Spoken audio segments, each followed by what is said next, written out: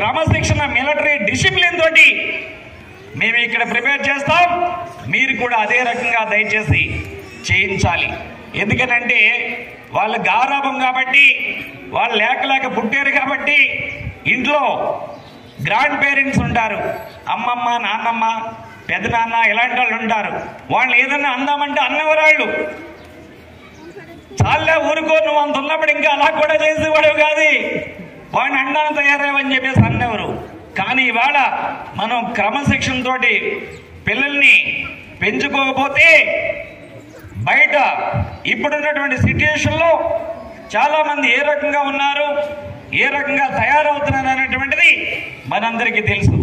క్రమశిక్షణ లేకపోతే ఒక మాటలో చెప్పాలంటే వాడికి ఉద్యోగం మాట దేవుడెరుగు, ఆస్తులున్నా సరే ఎవరు పెళ్ళనిచ్చే వాళ్ళు కూడా ఉండట్లేదు, పెళ్లి చేసే వాళ్ళు కూడా ఉండట్లేదు క్రమశిక్షణ లేకపోతే. అందుకని ప్రతి చిన్నారులకు కూడా ఒక క్రమశిక్షణ మేనర్స్ తోటి మనం మూవ్ చేసుకోవాలి.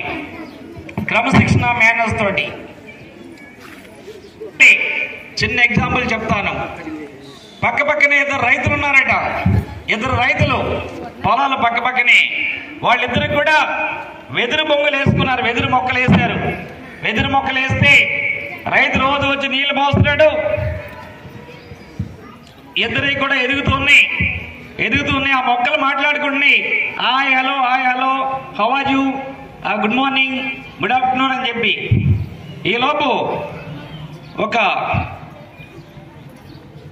రమేష్ అనే రైతు ఒక మొక్కను పెంచుతుంటే కృష్ణ అనే రైతు ఇంకో మొక్కను పెంచుతున్నాడు.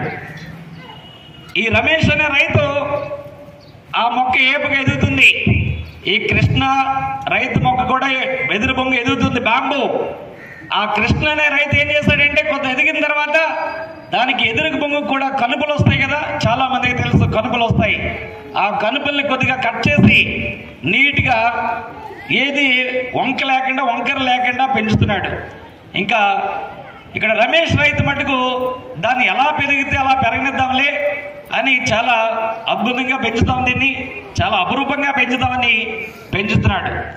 ఎప్పుడైతే ఈ కృష్ణ రైతు ఈ బ్యాంబూని సైడ్ కట్ చేశాడో ఆ రమేష్ రైతు బ్యాంబూ అంటుంది, హలో కృష్ణాస్ బ్యాంబూ, నీ రైతు నిన్ను కనుపులు లేకుండా కొట్టేశాడు, మా రైతు నన్ను ఎంత బాగా పెంచుతున్నాడో చూడు, నేను ఎలా పెరిగితే అలాగే ఎదగనిస్తాడు, అంతే.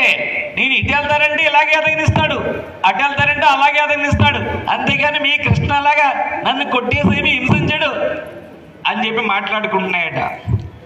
ఆ తర్వాత ఇంకో 2-3 నెలలు ఎదిగిన తర్వాత ఈ కృష్ణ రైతు వచ్చి కొంచెం ఎదిగిన తర్వాత దానికి ఒక బెండు ఉన్నటువంటి, అంటే మనం చూడండి ఇలాగా హంప్లా ఉండి ఇలా ఉంటుంది కదా, అలా బెండు ఉన్నటువంటిది ఒకటి తయారు చేసుకొచ్చి ఇంకొక ఎదురు బొంగు కానీ ఒక ఇనప చువ్వ కానీ తయారు చేసుకొచ్చి ఆ ఎదురు బొంగుని దానికి వేసి కట్టేసాడట.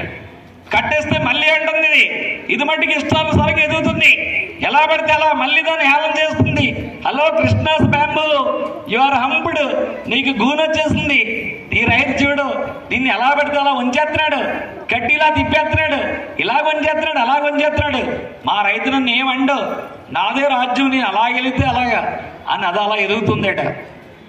ఎదిగిన తర్వాత 2 తయారైపోయిన తర్వాత ఎవరు రైతు వాళ్ళు వచ్చి కొట్టేసుకున్నారు, బొంగులు కొట్టుకున్నారు. ఈ కృష్ణ రైతు ఏం చేశాడు, దాన్ని ఆల్రెడీ ఎలా కావాలో ఆ రకంగా ప్రిపేర్ చేసుకుని బెండ్ చేసి తయారు చేసుకున్నాడు, నీట్గా కనుపులవి లేకుండా. ఈ రమేష్ రైతు మట్టుకు ఇష్టానుసారంగా ఎదిగింది, అటు కొమ్మలు ఇటు కొమ్మలు కంబల్లో ఉన్నాయి ముళ్ళులాగా.